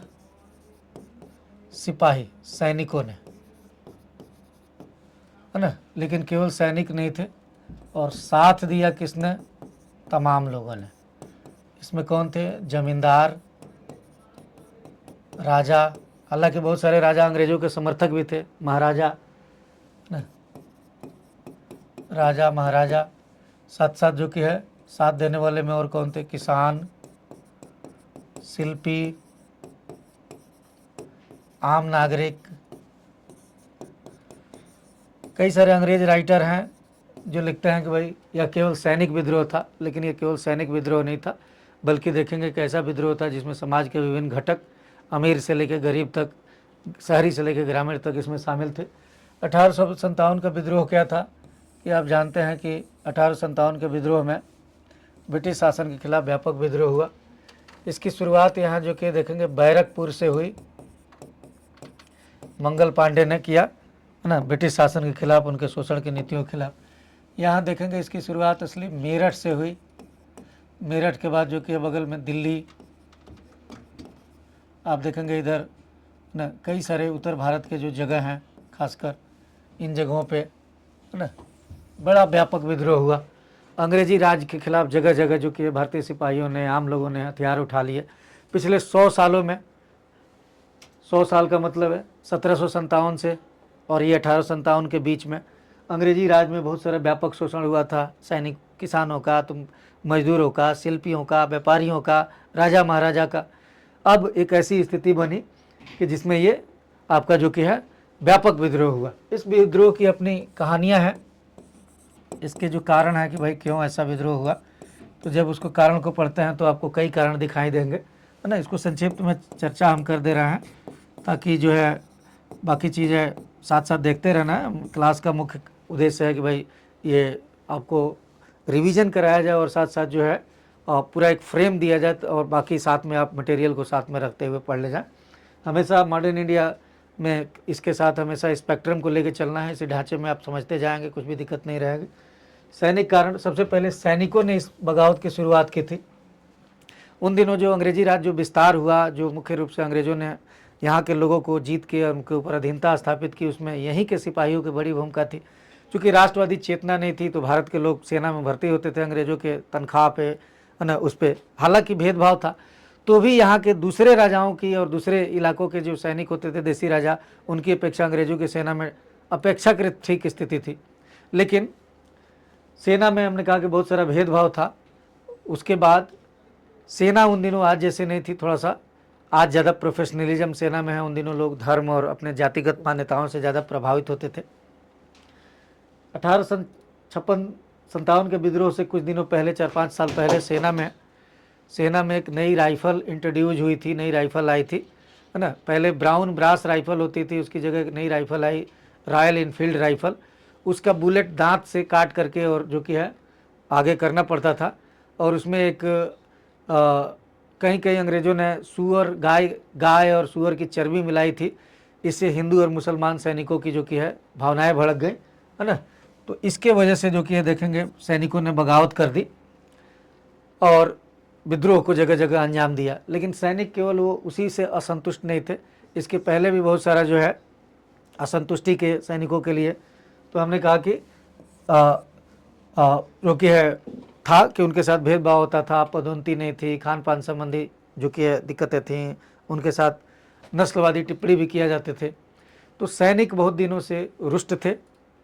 उसमें एक रुष्ट होने का बड़ा कारण मिल गया कि भाई धार्मिक भावनाएं नष्ट होना, धार्मिक भावनाएं होती हैं तो आदमी ज़्यादा उग्र हो जाता है। इसके अलावा पिछले जो ये जो 1857 का जो विद्रोह है, उसमें लॉर्ड कैनिंग जो है गवर्नर जनरल था, बस 1 साल पहले आया था। और इस कैनिंग के पहले अगर बात करें तो डलहौजी गवर्नर जनरल था। डलहौजी के समय क्या है कि बहुत ज़्यादा अंग्रेज़ों ने विस्तार किया, इससे बहुत सारे राजा महाराजा उसके खिलाफ हो गए। वो डॉक्ट्रिन ऑफ लैप्स, है ना, हड़प वाली नीति लाने की वजह से उसी के समय जो कि है एक डाकघर अधिनियम आया था। पहले सिपाही फ्री में जो कि है अपना पत्राचार करते थे, लेकिन अब उनके ऊपर शुल्क लगा दिया गया। इससे भी वो जो है 1854 का डाकघर अधिनियम डलहौजी के समय जो आया था, उससे जो कि है सिपाही रुष्ट हुए। कैनिंग आया तो एक और नया कानून लाया, general service enlistment act 1856 Canning के समय आया। इसमें कहा गया था कि अगर किसी को समुद्र पार भेजा जा रहा है लड़ने के लिए तो उसको जाना ही होगा। उन दिनों हिंदू धर्म में एक कुरीति आ गई थी कि अगर कोई समुद्र पार हिंदू करेगा तो उसका धर्म भ्रष्ट हो जाएगा। तो बहुत सारे जो हिंदू सिपाही हैं उनकी धार्मिक भावनाओं को इसको भड़कने का मौका मिला। तो ऐसे क्या है कि तौर तरीक़ों से, कानूनों से बहुत सारे सैनिक बिधक गए और उन्होंने जगह जगह अंग्रेजी राज के खिलाफ विद्रोह किया। यही इस विद्रोह के सैनिक कारण है। कुछ इसके राजनीतिक कारण हैं। राजनीतिक कारणों में क्या है कि याद कीजिए कि हमने कहा कि एक तो ये जो सहायक संधि है, सहायक संधि के आधार पर अंग्रेजों ने बहुत सारे देसी राजवाड़ों के ऊपर क्या रहा, सहायक संधि, नकेल लगा दी। हड़प हड़प की नीति याद करिए, डॉक्ट्रिन ऑफ लैप्स। बहुत सारे जो राज के लोगों को जो कि है क्या किया गया था, उनका छीन लिया गया था। तो इससे क्या है कि जगह जगह राजा महाराजा जो है जो कि कुपित थे, अंग्रेजी शोषण का वो भी शिकार थे। तो जब सैनिकों ने बगावत की तो राजाओं ने, जमींदारों ने, स्थानीय मजबूत जो लोग हैं उन्होंने इनकी सहायता की। इसके बाद देखेंगे आप इसके कुछ सामाजिक कारण भी हैं, सामाजिक धार्मिक कारण। सामाजिक धार्मिक कारणों में क्या है कि याद करिए कि इनके जो सुधार हैं, सुधारों के प्रति शंका देखेंगे आप। सुधारों के प्रति शंका क्या है कि आप देखेंगे कि ये जो अंग्रेज थे, सती प्रथा, बाल विवाह, ये जो चीज़ें हैं उसके प्रति जो सुधार ला रहे थे, उन सुधारों से आप देखेंगे कि बहुत सारे लोगों को लगा कि भाई हमारे परंपरा में, रीति रिवाज में ये जो कि हस्तक्षेप कर रहे हैं, उससे लोग कुपित थे। ये देखेंगे। तो कुछ सैनिक कारण है, कुछ राजनीतिक कारण है, सामाजिक धार्मिक कारण है 1857 के विद्रोह का। और इस विद्रोह के जो कि है देखेंगे ये इसके बाद अंग्रेजों ने तो जगह जगह जो विद्रोही हैं, लगभग 1 साल तक ये विद्रोह जगह जगह होते रहे। विद्रोह के केंद्र हमने कहा कि दिल्ली है, मेरठ है, लखनऊ है, कानपुर है, बरेली है। आप देखेंगे कि गोरखपुर है, इलाहाबाद है ना, उधर जो है आरा वाला इलाका जो बिहार का है, कुंवर सिंह के नेतृत्व में। इसके अलावा आप देखेंगे कि झांसी है, तो नागपुर है। तो ये सब इलाकों में जो कि है विद्रोहियों ने जो कि है अंग्रेजों के खिलाफ जो कि है मुख्य रूप से सक्रियता दिखाई। लगभग पूरा भारत में छिटपुट था, लेकिन ज़्यादा कंसंट्रेशन विद्रोह का अवध वाले इलाके में था। ये ध्यान में रखना है ये चीज़ है। एक और कारण था, आर्थिक कारण भी था विद्रोह का। आर्थिक कारण में क्या था, उनका जो शोषण था बड़े स्तर पर, किसानों से ज़्यादा लगान वसूलना, हस्तशिल्पों का पतन, व्यापारियों का उसे जो कि नुकसान। तो ये सारे लोग जो कि उसके वजह से वो हो गए। अंग्रेज़ों ने क्या किया कि 6 महीना तक शुरू में विद्रोही जो है जगह जगह वो करते रहे, विद्रोह का झंडा उठाते रहे। लेकिन अगले 6 महीने बाद अंग्रेज़ों ने जगह जगह विद्रोह को कुचल दिया और विद्रोह को शांत कर दिया। तो 1857 के बाद अंग्रेज़ों ने विद्रोह के बाद बहुत सारे नीतिगत परिवर्तन किए। उन्होंने देखा कि भाई ये विद्रोह जो हुआ है ना, ये है कि हमारे राज के खिलाफ ये बड़ा संकट था। और अंग्रेज़ों ने फिर इसे सीख ली। एक तो उन्होंने घोषणा किया कि आगे से हम नया विस्तार नहीं करेंगे, 100 सालों में जितना कर लिए थे बहुत था अपने आप में उसको संभालना। तो आप देखेंगे इसके बाद बहुत सारे नीतिगत परिवर्तन किए गए। नीतिगत 1857 के विद्रोह के बाद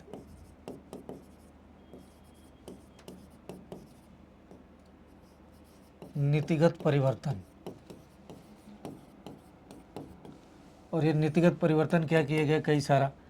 एक तो जो है कंपनी का शासन समाप्त कर, शासन समाप्त, और इसकी जगह क्राउन का शासन लाया गया, ब्रिटिश क्राउन का शासन।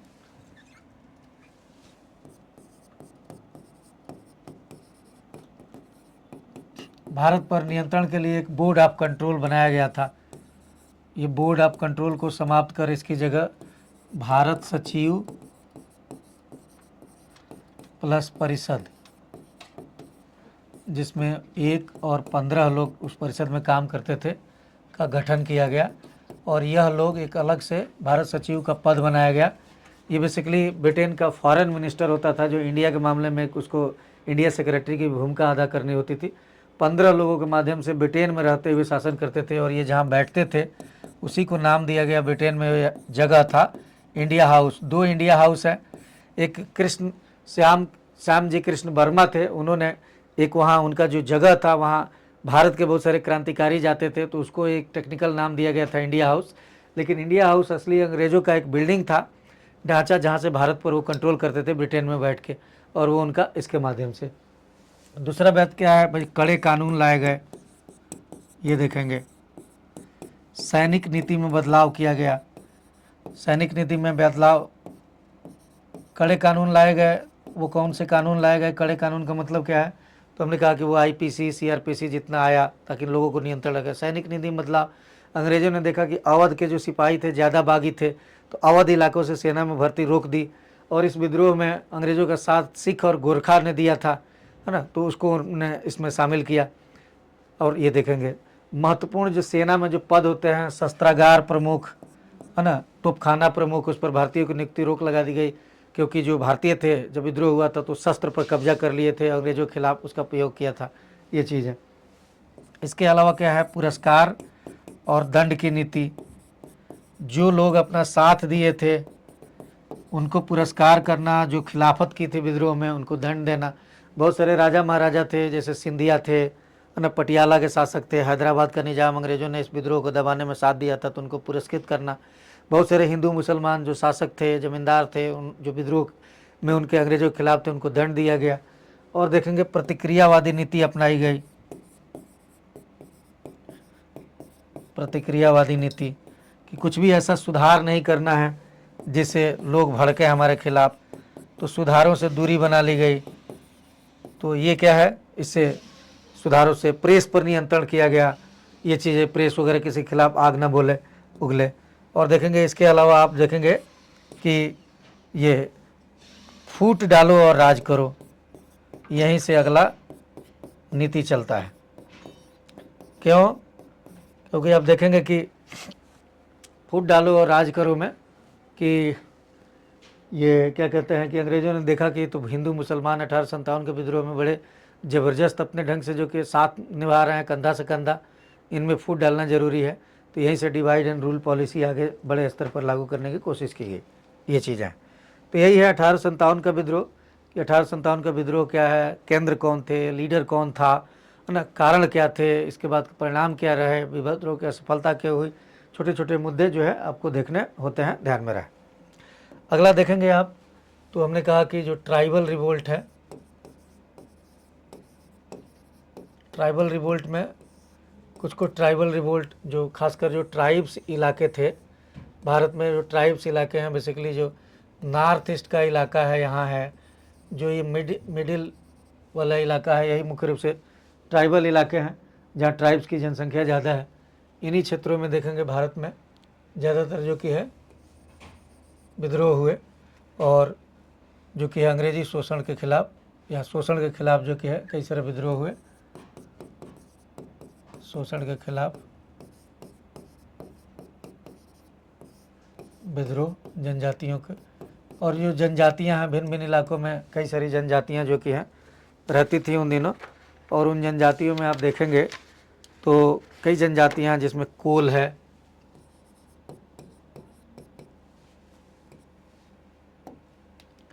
कोल जनजाति है, कोल जनजाति के अलावा हो है, हो एक भाषा है, हो भी जनजाति भी है, कछार है, संथाल है, ये चीज़ है, मुंडा है, भील है, मुंडा, भील, ये जो जनजातियां हैं, अहोम आदि। तो देखेंगे भिन्न भिन्न इलाकों में इधर मध्य भारत के खासकर इधर समय समय पर जो कि है कई सारे विद्रोह हुए। अब इन जनजातियों को, इनमें आपको क्या होता है, तिथि और क्रम, ये दो चीज़ आपको ध्यान में रखना होता है, ये ध्यान में रहे। जो जनजातीय विद्रोह थे, जो उनके कारण थे, इनके विद्रोह के जो कारण है, विद्रोह का कारण क्या था, ये आपके लिए महत्वपूर्ण है। तो सुन लीजिए, विद्रोह का जो कारण था, एक तो ये था कि जब अंग्रेज जनजातीय क्षेत्र में गए तो उनके साथ साथ भारत के भी लोग कुछ गए जो वो भी शोषण करते थे जनजातियों का, जिसमें जमींदार होते थे, ठेकेदार होते थे, और जो कि खासकर जो कि है व्यापारी होते थे, महाजन, सूदखोर होते थे, उनको सूद पर पैसा दे के ऋण जाल में फंसा के फंसाते थे। महाजन कम, उनकी वस्तु कम में दे के शोषण करने की कोशिश करना, तो इनके शोषण के खिलाफ तो एक क्या है कि एक तो भू राजस्व की वसूली की कोशिश की गई। अब जनजाति खेती बाड़ी बहुत करते नहीं हैं, लेकिन उनको ज़बरदस्ती क्या है कि खेती करो, हमको जो कि लगान वसूल करो दो, ये चीज़ है। वो क्या करते थे, झूम कृषि होती थी, झूम कृषि पर रोक, झूम कृषि स्थान बदल बदल कर की जाती थी। हालांकि ये इन्वायरमेंटल फ्रेंडली नहीं होता है ये चीज़ें, है ना। उसके अलावा क्या है कि हमने कहा कि ईसाई मिशनरियों का प्रवेश, ईसाई मिशनरी उनके इलाकों में धर्मांतरण कराते थे।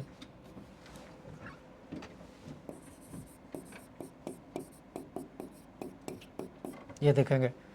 इसके अलावा देखेंगे कि जो व्यापारी महाजन, व्यापारी, सूदखोर और अंग्रेज, इन तीनों का शोषण, तीनों शोषण करते थे। इन सबको उन्होंने सामूहिक रूप से दीकू नाम दिया था। दीकू का मतलब है व्यापारी, सूदखोर, अंग्रेज। अंग्रेज को भी मारो भगाओ, और जो सूदखोर हैं यहीं के हैं वो उनको भी, व्यापारियों को भी, जो बाहरी लोग हैं। लेकिन उनके इलाकों में जो गरीब लोग बाहर से जाके बसे थे, नाई, धोबी, वो जनजाति नहीं है लेकिन वहाँ बसे थे, उनको उन्होंने नहीं कहा। उन्होंने कहा कि तो हमारे भाई बंधु हैं, लेकिन ये शोषक हैं। तो इस प्रकार देखेंगे भिन्न भिन्न इलाकों में ये ऐसे बहुत सारे विद्रोह हुए जनजातियों के, ये चीज़ है। अगला इसी प्रकार देखेंगे कि किसानों के भी कई सारे विद्रोह हुए।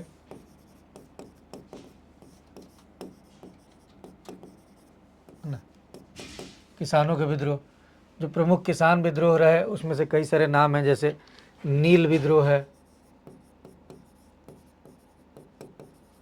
नील विद्रोह 1859-60 में हुआ, है ना। कहाँ पे? बंगाल में बेसिकली। और कई सारे बुद्धिजीवियों ने इसमें इसे साथ दिया, बुद्धिजीवियों का समर्थन था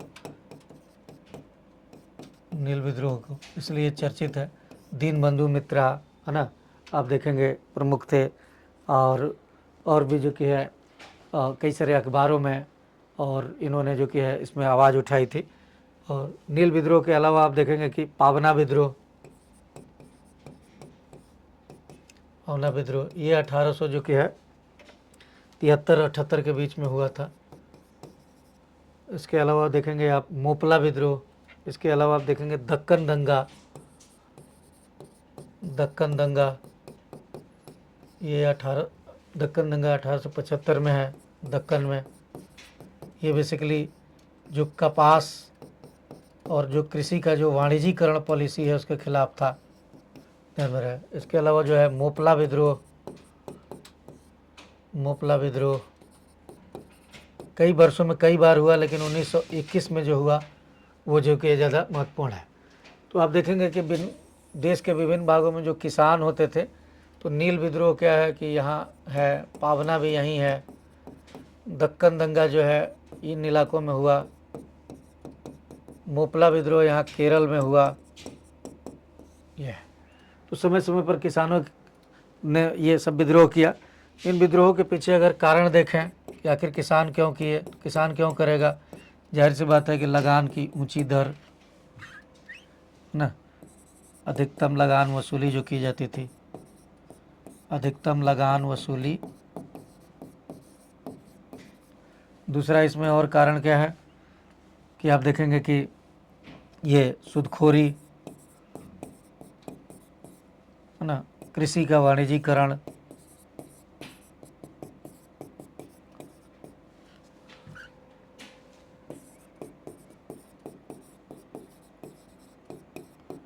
ये देखेंगे।